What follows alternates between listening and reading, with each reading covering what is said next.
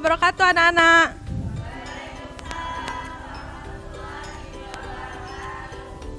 Apa kabar nih hari ini?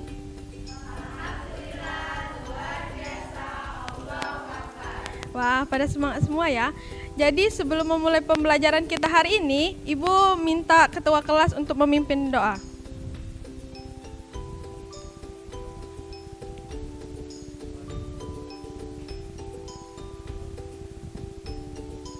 Baik, terima kasih ketua kelas. Jadi Ibu mau memulai pembelajaran hari ini. Tetapi sebelum memulai pembelajaran hari ini, Ibu ingin menanyakan kembali materi sebelumnya. Apa ada yang ingat materi sebelumnya itu apa?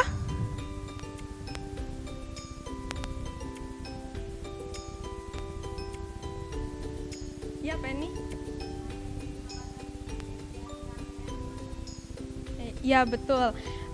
Sebelumnya itu kita membahas hambatan listrik dan rangkaian hambatan listrik. Ada yang bisa membantu Ibu menjelaskan sedikit apa itu hambatan listrik?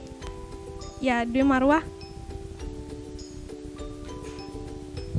Baik, jadi hambatan listrik adalah sifat dari suatu material yang menghalangi aliran arus listrik melalui material tersebut. Betul ya, boleh minta tepuk tangannya untuk Dwi Marwah. Jadi hambatan listrik itu suatu material yang menghalangi aliran arus listrik terhadap material tersebut. Selanjutnya itu rangkaian hambatan arus listrik. Ada yang bisa menyebutkan? Ya, Penny, silahkan.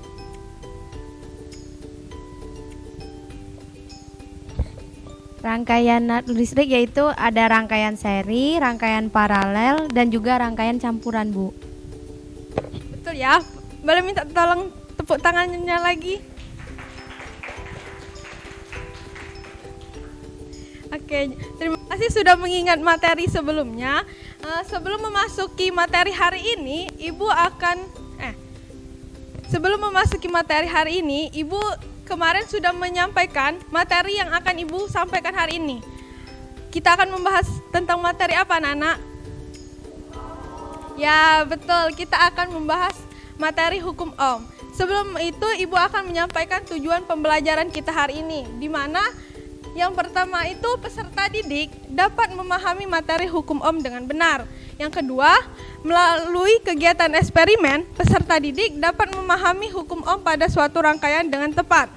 Lalu yang ketiga, melalui eksperimen, peserta didik dapat membuktikan hasil percobaan hukum Ohm dengan hasil hitungan secara teoritis. Yang keempat, melalui kegiatan eksperimen, peserta didik dapat menganalisis hubungan antara tegangan dan kuat arus listrik pada hukum Ohm. Dan yang terakhir, dari eksperimen, peserta didik dapat menganalisis hubungan hambatan terhadap kuat arus listrik. Oke, kita langsung memasuki materi. Sebelum itu, Ibu akan menampilkan gambar yang pastinya kalian pasti tahu ini. Ada yang pasti tahu dong ini gambar apa? Nah, betul. Ini adalah gambar lampu. Di sini ada pertanyaan, mengapa lampu ini bisa menyala? Nah, betul. Ya, betul ya. Karena adanya arus listrik. Jadi, arus listrik melalui kawat penghantar di dalam lampu tersebut sehingga memungkinkan komponen lampu tersebut menghasilkan cahaya.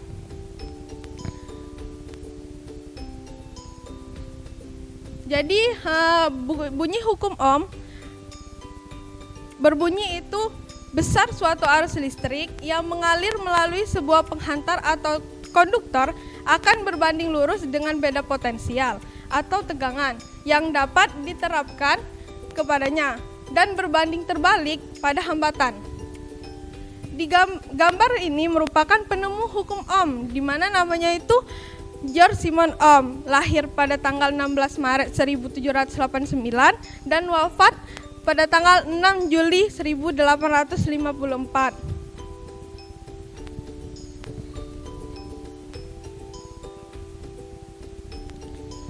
Dari bunyi hukum Ohm tadi, di mana terdapat beda potensial Yang pertama itu pengertian beda potensial.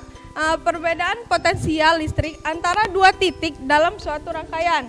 Lalu, semakin besar perbedaan potensial atau tegangan, semakin besar energi yang dibawa oleh elektron, dan semakin besar tegangan akan mendorong arus untuk mengalir. Dan yang kedua itu kuat arus atau ampere dengan satuan ampere, di mana kuat arus itu jumlah muatan listrik yang mengalir melalui suatu titik dalam suatu rangkaian setiap detiknya.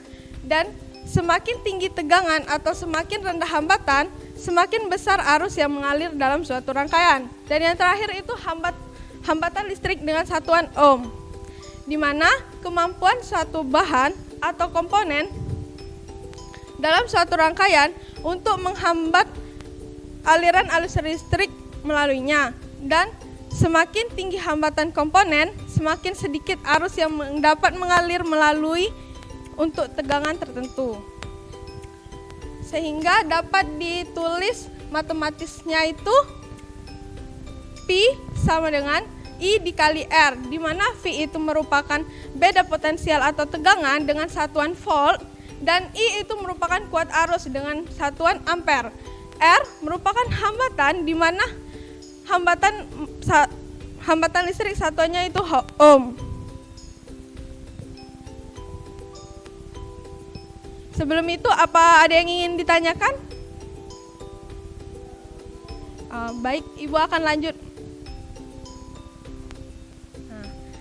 Coba perhatikan grafik hubungan beda potensial dengan kuat arus listrik di depan ini.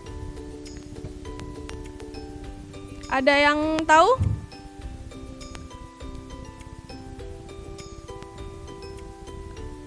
Jika belum, Ibu akan menjelaskan. Jadi di sini kita lihat grafiknya itu naik. Berarti I merupakan kuat arus listrik, V merupakan beda potensial atau tegangan. Jadi semakin besar kuat arus listrik, maka semakin besar pula tegangan atau beda potensialnya. Lalu berbanding terbalik dengan kuat arus listrik, di mana semakin besar kuat arus listrik, maka semakin kecil hambatannya. Begitupun sebaliknya. Sebelum itu, apa ada yang ingin ditanyakan mengenai grafik hubungan beda potensial dengan kuat arus listrik? Belum ya? Oke, Ibu akan lanjut ke contoh penerapan hukum Ohm di kehidupan sehari-hari. Jadi di sini ada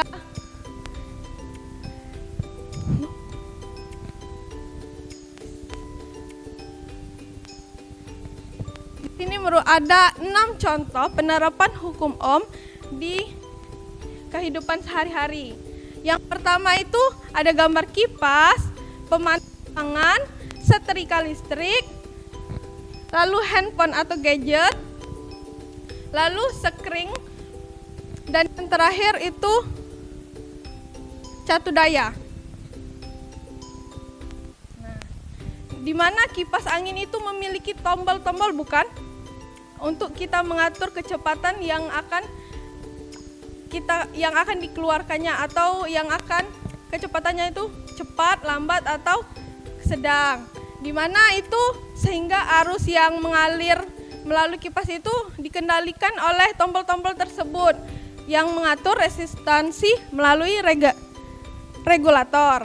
Dan yang kedua itu ada pemanas listrik, di mana pemanas listrik itu biasa digunakan di daerah luar negeri atau daerah salju.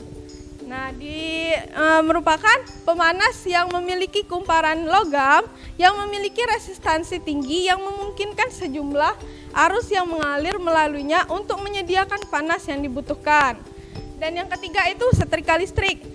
Berarti kita sudah apakah kalian tidak pernah? Semua ya. Jadi setrika listrik itu memiliki banyak resistor di dalamnya. Resistornya itu membatasi jumlah arus yang mengalir melaluinya untuk memberikan jumlah panas yang kita butuhkan. Itu ada di lingkaran yang untuk mengatur suhu panas itu.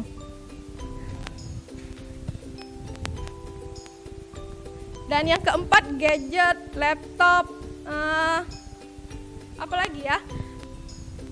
Pokoknya yang memiliki resistansi untuk membantu arus yang ditentukan itu merupakan penerapan dari hukum Ohm.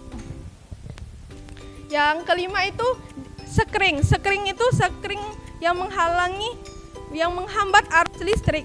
Contohnya itu ada kalau di motor ibu di bawah jok di dekat aki, itu merupakan untuk menghalangi arus listrik yang akan kita butuhkan sehingga mencegah kebakaran.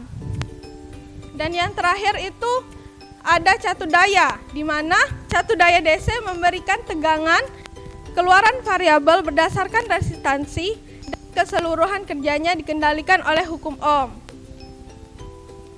Oke, sebelum itu sampai di sini, apakah ada yang ingin ditanyakan? Tidak ya?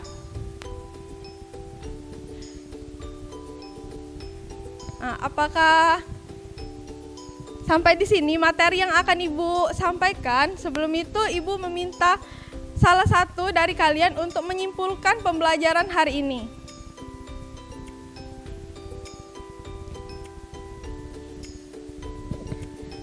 Baik, adapun kesimpulan pembelajaran kita pada siang hari ini, yaitu berdasarkan pembelajaran kita dapat disimpulkan bahwa hukum Ohm adalah bunyi hukum Ohm, semakin besar kuat arus listrik yang didapatkan, maka akan semakin besar nilai tegangan yang digunakan atau berbanding lurus. Namun nilai hambatannya akan semakin kecil atau berbanding terbalik. Begitupun sebaliknya. Adapun contoh penerapan dari hukum Ohm yaitu kipas angin pada pemanas listrik, pada setrika listrik, gadget, desain sekring dan catu daya. Oke, terima kasih Dwi atas kesimpulannya. Untuk yang lain, apakah sudah bisa dipahami materi hari ini? Oke, sebelum menutup pembelajaran hari ini, Ibu akan mengirimkan kepada ketua kelas LKPD untuk kalian kerjakan, dan itu dibuat per kelompok, akan dikumpulkan minggu depan. Mengerti? Oke, baik. Terima kasih.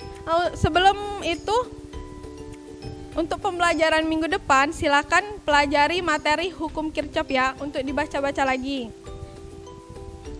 Sebelum menutup pembelajaran hari ini, untuk ketua kelas, Ibu mohon untuk berdoa terlebih dahulu.